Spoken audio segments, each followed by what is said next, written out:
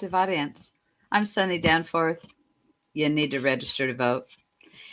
Hey, I am pre recording this because I'm out of town on Friday. So I thought my day is going to be very full on Thursday. So I thought I would just pre record this.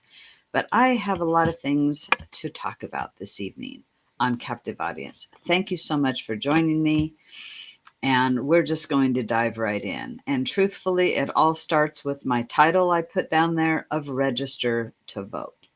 We are in the last few weeks of the election series and, of the election season.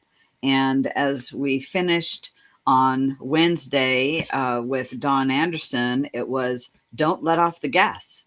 Keep the pedal on the floor. We can't let off the gas, and truly we can't. And so I wanted to just cover a few things. This is a real big deal of Oregon finding more voters on the voter rolls, and the news of non-citizens added to the voter rolls heats up the race for the Oregon Secretary of State. And I'll tell you, because it's the Secretary of State that is the person that oversees elections in our state. And who we have must be of the utmost integrity and somebody who is willing to do what is right, not what is popular, not what is popular for either party. Okay, elections is a nonpartisan issue. Yes, we have politicians, but elections, be it local, county, city, state, and national, everybody should want to have free and fair elections and have them have confidence in our elections. And truthfully, I don't have any confidence in who is receiving a ballot.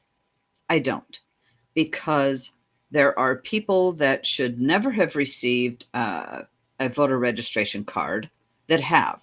Right today, the number is 1,259. I don't believe it. I believe there are more. And I look forward to the more coming out. And now I have to tell you, I have confidence in my county elections office. I'm in Umatilla County.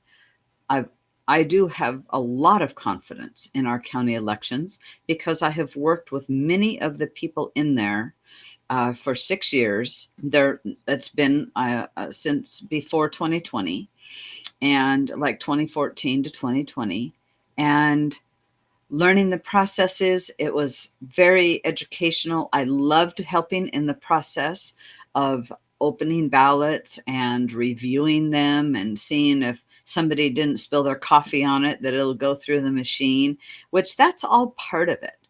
So I have confidence in my county office, but I don't have confidence in the Secretary of State overseeing that the right people are receiving a ballot. Okay.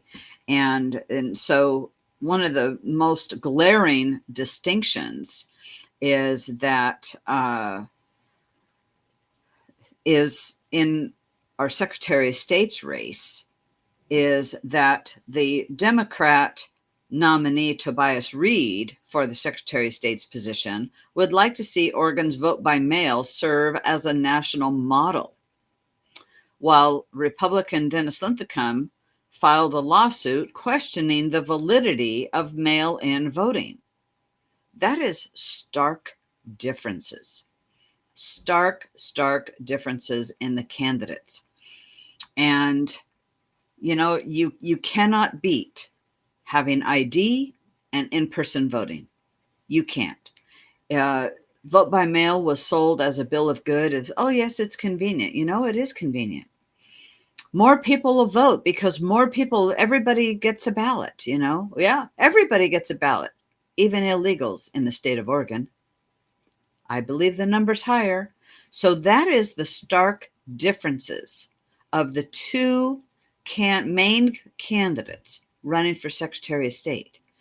And there's an article in the Herald and News that I'm citing this. And this was actually from Monday, this particular article, but I thought it was really good. And 4 years ago, former President Donald Trump raised issues about absentee voting and falsely claimed the election was stolen. Well, I don't believe it was falsely claimed. I believe the election was stolen. And there's been enough evidence of election fraud that has happened, been realized, and that it is not that. That and I do believe that it was. And it was interesting that the courts, anyway, I'm not going to go down that rabbit hole. But in recent weeks, Oregon said, well, 306 non-citizens were registered to vote. Well, now the number is, over 1,200. Linthicum, in fact, it's no longer a conspiracy. Dennis Linthicum is quoted as saying, it's no longer a conspiracy that illegal immigrants can successfully register to vote in Oregon, because, in fact, they have. And now they're saying that 9 people, I'm not quoting him now, but they're, 9 people have, in fact, he quoted, let me read this part. It's no longer a conspiracy that illegal immigrants can successfully register to vote in Oregon, Linthicum told OPB, but now they actually have. So our conspiracy theory has turned from hot air to fact, and I bet you it's a lot more than 306. I bet you it's 10 times that number. Well, now we're at 1,200, over 1,200. There you are. And of those 1,200, now they say that 9 have voted. I believe it is still much higher. So, there's the stark differences of the 2 candidates. Somebody that wants it to go nationwide, that's what the Democrats want, and let Oregon be the model. No, thank you. And, these are things that are on the ballot all over the United States. Stuff about, is it only citizens get to vote and whatnot. So I just wanted to bring up the stark differences of the 2 candidates, the 2 main candidates. And we've just we need somebody who is going to do the Secretary of State's job, and really look at it and audit what's going on, because it is part of the job of Secretary of State is running audits. And, let's do that. He's, we need to have that happen. So he's a former senator and now running for Secretary of State. I hope he wins. Vote for him. And the Democrats are just ignoring the concerns over non-citizens voting. They don't care. This is what they want. And, but yet, non-citizens are prohibited from voting in federal elections. Some states and municipalities allow non-citizens to vote in their elections. And so it's going to be, thousands of non-citizens voters have been discovered on voter rolls this year. And now Alabama, Arizona, Colorado, Florida, Louisiana, North Dakota, and Ohio have all included language in their state constitutions that prohibit non-citizen voting. And Ohio, Idaho, Kentucky, Missouri, North Carolina, Oklahoma, South Carolina, and Wisconsin have all have constitutional amendment ballot measures for voters to decide in the November general elections whether non-citizens should be prohibited from voting in the state elections.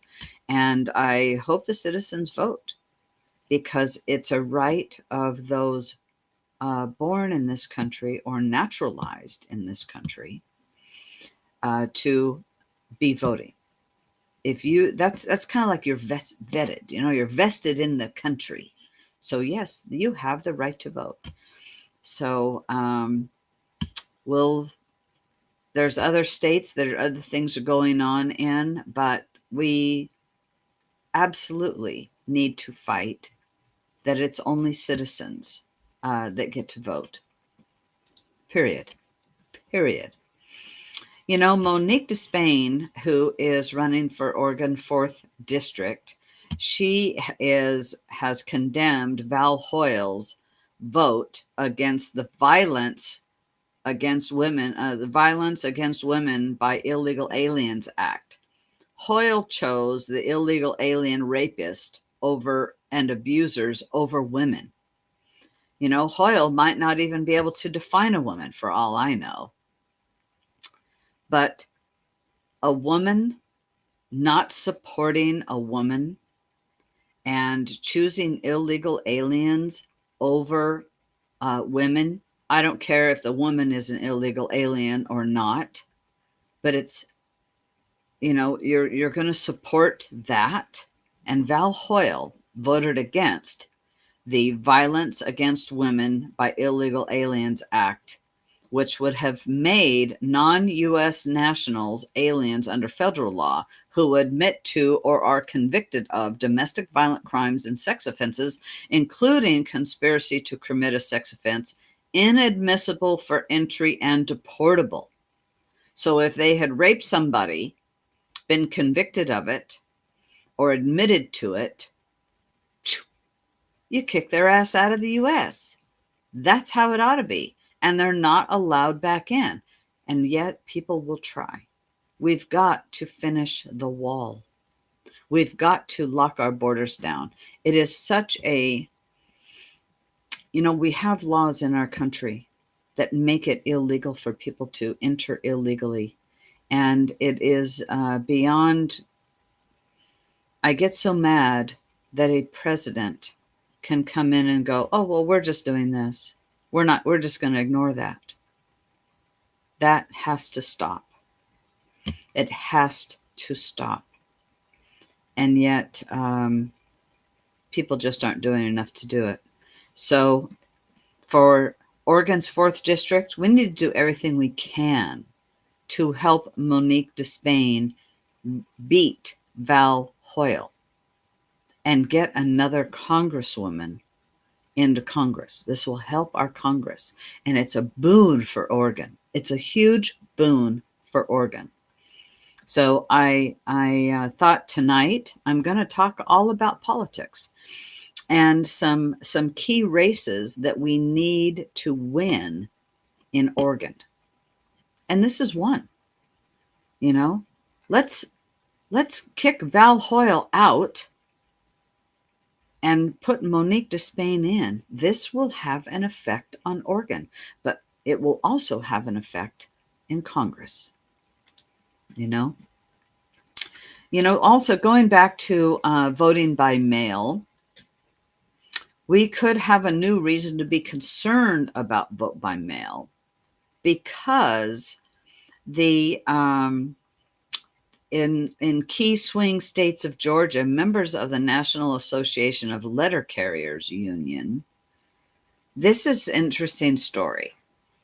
They've received a letter seemingly from Georgia's NALC, the National Association of Letter Carriers Union, President Don Griggs, delivering an unsettling message. And the message was, if Donald Trump wins the upcoming election, it could prove an existential threat to our union and our contract. Your vote matters. Consider how the consequences could affect you, your job, and our union when deciding how to vote. The letter reads like a typical leftist rhetoric, recycling the same tired narrative, and a fabricated threat that Harris Walt's campaign frequently pushes that has nothing to do with Trump or his campaign. But yet, apparently, the president's name, the chapter president whose name appears on the letter, claims the National Union attached his name without permission. What a fraud. And Griggs, his name is President, Griggs of this union, Georgia State Association. He claims he was unaware of the letter and told the Federalist that it came from the National Union. They told me they were going to send me some information as we got closer to the election, and I had no idea they were sending out a letter in my name. I would have never sent out anything like that. And yes, you know what? The National Union of Letter Carriers have gone on to endorse Comrade Kamala. And so we have to mail our ballots. We have not mail. I'm sorry. I misspoke there. We have to not, I meant to say, we have to not mail our ballots. We must put them in a drop box. We need to vote early and put them in the drop box. And you can follow your ballot at the Oregon Secretary of State. And so we've, again, it's about who's going to be in the Secretary of State's office. We got to get Dennis Lynn to come in there, 100%. Another competitive race, and this is in a dead heat, apparently. Oregon's most competitive race for Congress is between Lori Chavez DeRemer and Janelle Bynum. And this is, for the 5th congressional district. And currently, Lori Chavez DeRemer holds this seat, and we need to keep this seat. We need to do everything we can as Oregonians to help Lori Chavez DeRemer win. We need to keep this seat in the House. Politics is not just local. It is national, and this is a national seat. Like her or not, I don't really give a rip. We need to help her win the seat to keep it. This gives us another vote, keeps a vote of ours in the House. And how cool is it that Oregon has 2 congressmen in the House? And if we can get Monique to Spain in there, it will be 3. Fabulous. And so we need to do what we can, be it phone banking, donations, whatever it is. You need to do whatever you can to help her get reelected. So a little on the ballot measures. So Oregon is the only state where lawmakers cannot impeach statewide office holders. And will voters change that with Measure 115? I'm praying they do. And some people in Oregon take pride in its points of distinction, including one of the fiercest state laws protecting public access to beaches and the first in the nation bottle bill that gave a major boost to recycling more than 50 years ago. But yet it's still quite a scam. But there's one peculiarity that many Oregon lawmakers aren't so proud of. And are offering voters a chance to change this in November. And Oregon is the only state that doesn't grant its legislature at least some form of impeachment powers over statewide office holders. And so Measure 115 would amend the Constitution to make Oregon the final state to allow lawmakers to oust statewide officials of some sort. In Oregon's case, it would be elected officials in 5 statewide positions: the governor, secretary of state, treasurer, attorney general, and labor commissioner, or BOLI, Bureau of Labor and Industries. And so, but it would take a 2/3 vote. This is a heavy lift. It would take a 2/3 vote. And in order to impeach somebody, there has to be malfeasance, there has to be corrupt conduct in office, willful neglect of duties. You just don't get to pull something out of the hat, and a felony or some other high crime. And right now, the only thing that we have to do, the only mechanism in Oregon has for removing elected officials from the office is a recall. And that process is long, complicated, and expensive, and it has never happened. You know, in 2015, Governor Kitzhaber resigned a week after critics launched a recall campaign. But, Governor Brown didn't. She just waited it out. Maybe Michael Cross was working for her. I don't have any idea. That's just my opinion, of which I'm entitled to. That, he's the one who ran another petition at the very same time that a truly legitimate petition was run to recall the governor. And, so Measure 115, I say vote yes. And it is something that we need to have.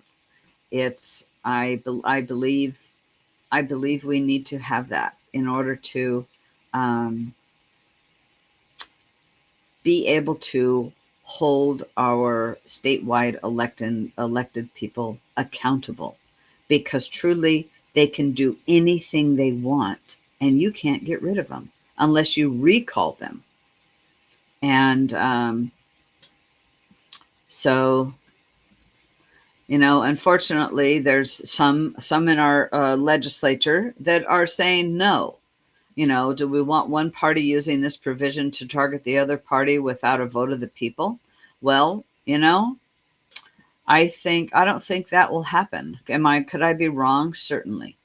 But I don't think so. I think it's such a heavy lift that it is not going to be used in that fashion. So I think I'm voting yes on it. That's my recommendation. And Rep. Dial, who has been on here with Kevin Hoare several times, he is saying Measure 117, which is ranked choice voting, is really bad. And it is really bad. And we need to vote no on it. And I know that he covered that very, very in great detail with Kevin on our program. And I'm just so glad that he did. It's, Measure 117 would not lead to a majority vote as most people think of it, because right now we have one vote for one person and the majority wins. And that is not how this would be. It's diluted. It would eliminate it would not eliminate the spoiler effect, one of the major critiques of our current system. It complicates the voting process, leading to more voting errors and more disillusioned voters. It will actually disenfranchise many voters, because somebody could get elected statewide that they've only received, as I've talked about before, 10, 12%, 15% of statewide vote. But they get the ballots, or the voters, the one with the least number of votes is eliminated, and those persons' votes are redistributed to the other candidates. That's disenfranchising voters. It could lead to election recalls. It could lead to other, unexpected results. This is a disaster. It would also, it would cost the state so much money. So check out norankedvoting.com for more information, or get a hold of Ed Dial at eddial.com and vote no on Measure 117. We need 16 Oregon County clerks have raised serious concern about Measure 117. And it's, so I'm thankful that they did those. I'm very thankful that they did. So it will be, Measure 117 is funded by out-of-state interests with deep pockets. They're dumping tons of cash into Oregon as well as other states to pass it. You can think of George Soros cash. I don't know where the money's coming from, but you can think of like George Soros. Clearly, others have let's see, the Facebook guy. He says, no, I'm not going to do anything. So he's not doing that. But definitely it is funded by out-of-state interests. This is not in Oregon's best interest by any means. This is a political deal. Vote no. Measure 117 is super bad. And Measure 118 is equally bad and worse because it also costs money. Like they're expecting it will cost millions to implement 117 ranked choice voting if that passes. Millions. Well, Measure 118, which is the Oregon rebate measure, it will cost the state $1 billion annually, is what the legislators are hearing. And it's not just because of the payout. It's also because of because of what it's going to do to businesses. Businesses are not going to be here. Why the hell? Why would you want to do business in a state like that? And it's a gross receipts tax. So it's actually bipartisan. Of our legislators are saying vote no on this. The governor is, and the bipartisan legislature is as well, saying this is a disaster. And this is another bill that has come here with outside interest. And so it's just, we just don't want this. We really don't want it. And as I was asked on earlier on Wednesday, that this is, will the governor be able to do something about it? No, because this is a tax. So it's whatever the people vote, that's what's coming. And so there's a long bipartisan list of opponents, including the governor, most state legislators, the labor unions, businesses, and progressive groups, including the Oregon Center for Public Policy. And supporters of Measure 118 have decried its opponents, especially elected officials, as being too loyal to corporate donors. Well, let me tell you, you do not want this. And this is an absolute vote no. So it's Senator Brian Boquist. He says it's a disaster in the making. And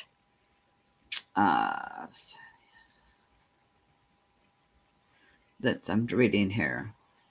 And so Senator Jeff Golden, who's a Democrat from Ashland, his constituents have looked into this, and he says it's, this is going to have a negative impact on state revenue. But he said he struggles to clearly answer their questions because the measure's complexity. Well, shit. You know what? I think I call that doublespeak because, he knows. This is an article in the Malheur Enterprise. And if you've never subscribed to the Malheur Enterprise, I recommend doing it. It's a great little paper. Get it digitally. And it has very good investigative reporting in it. Very, very good. So we want to absolutely vote no on Measure 118. Now, going to a little bit of some local news. I don't know if you know Representative Greg Smith or ever heard of him. He happens to be my representative. I live in his district, and he has got some shady deals happening.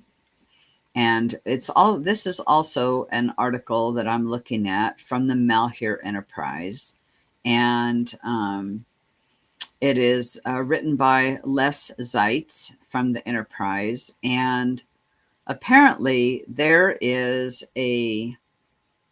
I've talked about this before, but there's a Columbia Development Authority, and that has to do with some federal land that Greg Smith oversaw, that some federal land was returned to the state, specifically to Morrow County and Umatilla County. And Greg had overseen this project. Well, now there has been a Columbia Development Authority. There's quite a lot of controversy around this whole thing because this Columbia Development Authority was formed, and now their board has voted that Umatilla County doesn't get to have any jurisdiction over what that land is going to be. They've even taken the land from the tribes, saying the Columbia Development Authority is going to have, while the land is still in Umatilla County, they're going to be in charge of the development. Well, Greg Smith is the chair of this.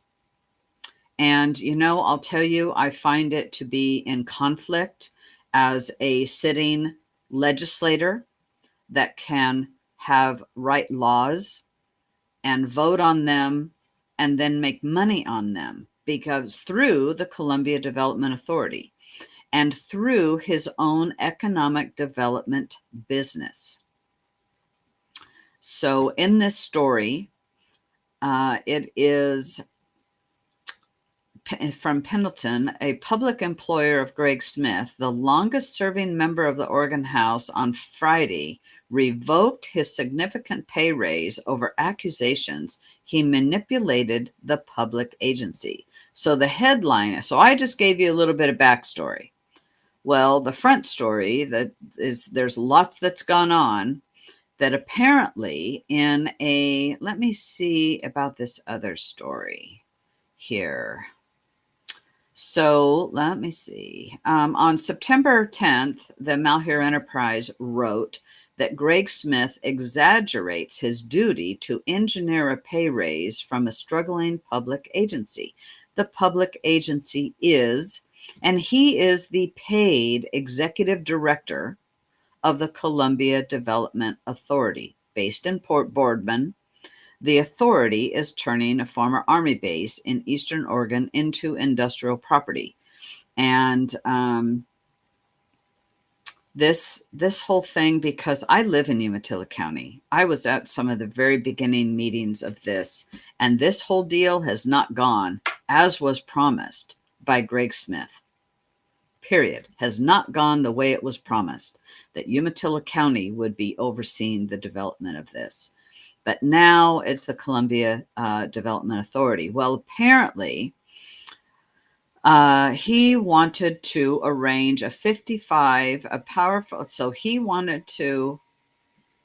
this says, a powerful state legislator who profits from work for public bodies recently arranged a 55% salary increase from a financially struggling agency, according to public records obtained by the enterprise. And Greg Smith, out of Heppner, serves as the paid executive director of the Columbia Development Authority, based in Boardman. The authority is turning a former Army base in Eastern Oregon into industrial property. Some directors now feel Smith misled the CDA board to get the raise. One director unsuccessfully sought a special board meeting on the matter. An investigation by the enterprise showed that Smith relied on the board's approval of a federal grant to not only raise his pay by $66,000 a year. Incidentally, he reports that he makes $1 million a year. But to backdate the effect of the raise. Hello? The board had months earlier tabled a consideration of a raise, one director reported. The raise came after Smith in June gave the board a 22-page grant application that referred to compensation, but listed only Smith's new salary. 2 of the 5 board members say they weren't aware their vote for the federal grant meant a raise for Smith. No pay increase was discussed by the board ahead of the vote in June. Kim Pusey, chair of the CDA board, acknowledged the document didn't indicate for board members what change in pay was proposed for Smith. Like, what is that? Lying by omission? I don't know how they would know that, Pusey said. You'd have to have some history, but Smith relied on the June grant vote to trigger a change in his pay from $129,000 annually to $195,000 annually. Smith also advised backdating the raise, an action Pusey said he didn't know about. 3 directors on the board said they too weren't aware that Smith got the retroactive pay, while a 4th said that fact was in the paperwork given the board. One director said he would have opposed such retroactive pay had it been separately brought to a board vote. So that's a little backstory. But apparently, that's not what the Smith's team told the federal government. In early January, his staff drafted a grant for federal money to cover the majority of CDA's yearly expenses. The team sent the federal government a general listing of expenses for the year ahead. The documentation falsely stated that the board had raised Smith's pay. I repeat that. The documentation falsely stated that the board had raised Smith's pay. That lie stayed in documentation when the grant was formally submitted months later. Smith didn't respond to interview requests, as he had a practice of not addressing written questions from the enterprise. He also didn't respond to 33 excerpts of this story sent before publication for him to review for accuracy. On Monday, September 9th, Smith instead sent a 6-paragraph statement from the board chair discussing the salary increase in general terms. There was no indication the statement had the backing of the full board. Pusey said in 2 places, "The statement must be printed in its entirety. Government agencies have no authority to compel publication of such statements."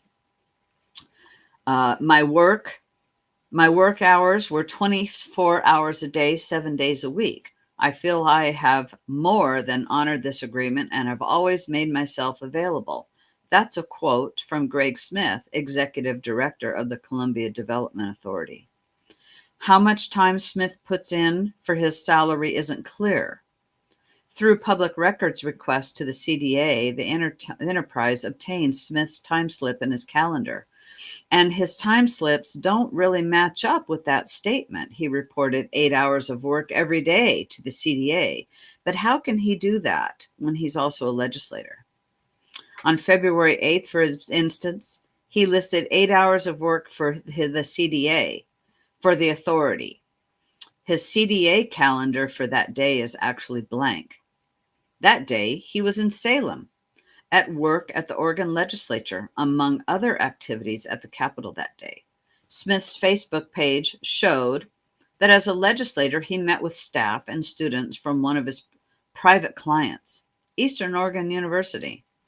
Using his state email account, he later that day sent them photos of the visit. Sounds like you're crossing the road here, you know? Private clients in the legislature as well. And, his legislator, as he was working as a legislator, he met with staff and students. On April 9th, he reported 8 hours of work. His CDA calendar for the day showed 1 meeting. But another calendar he maintains, obtained by the enterprise, showed that he was in Eugene all that day. Oh, he's got multiple calendars. That's interesting. He was there in one of his other work roles, director of LeGrand's Small Business Development Center. So he says, quote, "I was in attendance for the SBDC Directors Conference," Smith reported to a supervisor in an email he signed in his development center capacity. On May 2nd, he reported 8 hours of work for the authority. His CDA calendar for that day is blank, as it is for every day that week. In fact, his Facebook page contained photographs of Smith 1,200 miles away in Arizona in his role as a state legislator. This week, my Republican colleagues and I toured, I'm quoting, "the U.S. border wall constructed by President Donald Trump in Yuma, Arizona. I learned so much. So no, that work didn't have anything to do with the CDA. Anybody can make that statement. And Smith had other demands on his time that earned him money besides his CDA job.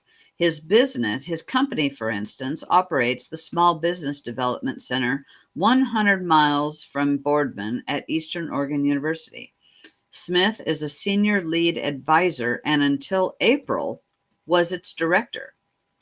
And he is an executive advisor for the Business Resource Center that his company is under contract to run for Umatilla Electric Co-op in Hermiston. And this article goes on and on and on. I'm far from done. There's a lot of history here. And so Greg Smith applied for a grant, said he works 24 hours a day, 7 days a week on a federal grant. It was a lie. And, it's amazing. So earlier, Smith reported to state ethics officials that his annual household income for 2023 exceeded $1 million. And I have no qualms with somebody making money. But it depends on how you make it, isn't it? What's ethical? What's moral? And what's ethical? So there's a lot more here. There's a lot more here in this story. I encourage you to look it up in the Malheur Enterprise. So what's happened now is Smith loses big pay increase, faces salary repayment, and controversy over his conduct. And so this is an update now. The story is provided, at no charge as a public service to the enterprise. Help cover the costs for such local journalism by contributing to our news fund at the Malheur Enterprise. A public employer of Greg Smith, the longest serving member of the Oregon House, on Friday revoked his significant pay raise over accusations he manipulated the public agency. The board of the Columbia Development Authority voted in a special meeting in Pendleton to rescind pay raises for Smith and his top assistant that date back to April. 2 board members said Smith lied to get the raise. And Smith, a Republican state representative from Heppner, was defiant and emotional at the meeting. Let me tell you, he turns red. I found that when he's lying and he's on the hot seat, his whole head turns red. He admitted that a claim made to the federal government that the board had previously approved his pay raise should not have been made. I wish that statement wasn't in there, Smith said. I own it. Yeah, you lied, hoping to get it. So the board's action means Smith's pay will drop from $195,000 a year back to his earlier pay of $129,000. Frankly, I would have fired him. How do you let somebody like that lead an agency that lies and knowingly left that statement in there? So the board member who proposed the reduction said Smith will be expected to repay the authority, that could force Smith to pay back an estimated $33,000. But the board also rolled back the pay for Smith's assistant, Debbie Pedro. Her pay had increased from $55,000 to $130,000 a year. She could owe the public entity $23,500. You know what? Not could, she should. We've been lied to. J.D. Tovey, Columbia Development Authority board member. That's a quote. And you know what? When the leader of an organization is lying, you better get him the hell and gone. They need to oust him off of there. And I hope that they do. The action came just days after the Malheur Enterprise reported how Smith earlier this year orchestrated the pay raise. The authority was formed in 2014 to take the title of the U.S. Army's former Umatilla Chemical Depot near Hermiston. Some 9,000 acres were deeded to the agency last year to be used for industrial development and for wildlife range. And it is the Development Authority operates off federal funding, and until recently, from assessments made to its 5 local partners. The partners include the ports of Umatilla and Morrow, the counties of Umatilla and Morrow, and the Confederated Tribes of the Umatilla Indian Reservation. Smith had justified taking the pay raise because the CDA board in June voted to approve a federal grant needed to operate the authority. Well, needing to operate the authority and a pay raise, that's a big difference. The grant paperwork referred to but did not spell out compensation changes. He repeated that defense Friday before the vote before the board, apparently last Friday, and I'm sorry that the board didn't just exterminate or terminate him from his position. He says, you voted for the final grant. Yeah, well. So it's too bad. And other board members said, I'm pretty upset that I was lied to. Smith parried their questions with explanations of the grant process that in some instances conflicted with the authority's own documents. How can that be? So I'll tell you, check out the Malheur Enterprise.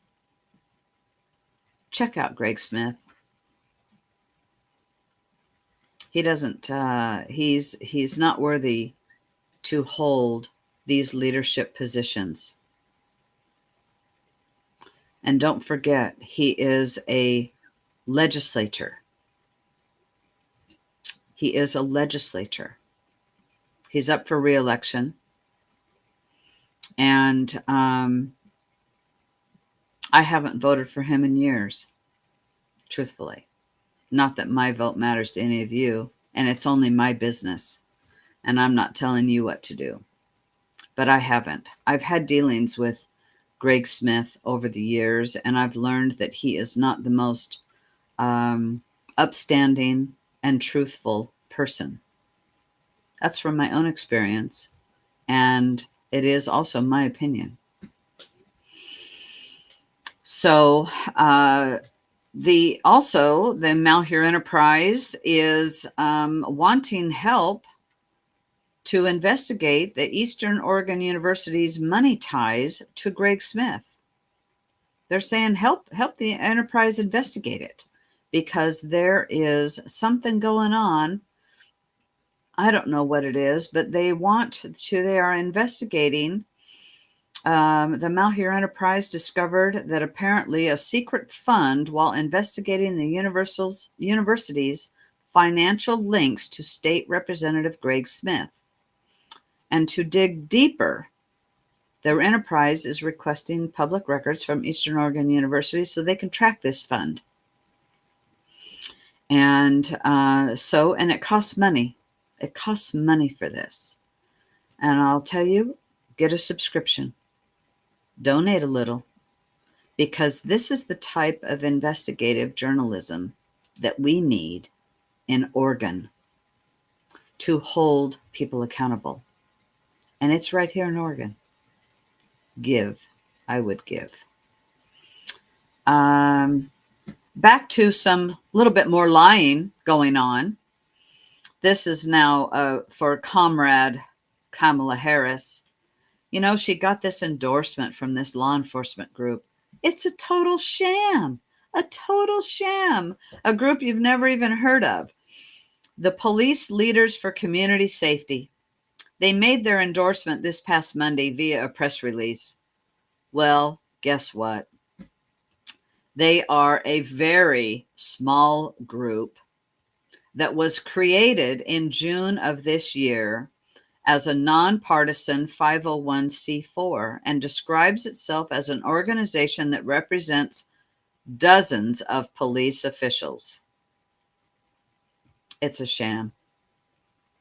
Let me tell you, she doesn't have the support that the lamestream media would have you believe. And what they're going to do this election, we have to see. Unfortunately, we have to see. So that's about all I've got for you today. Thank you for watching, and have a super weekend.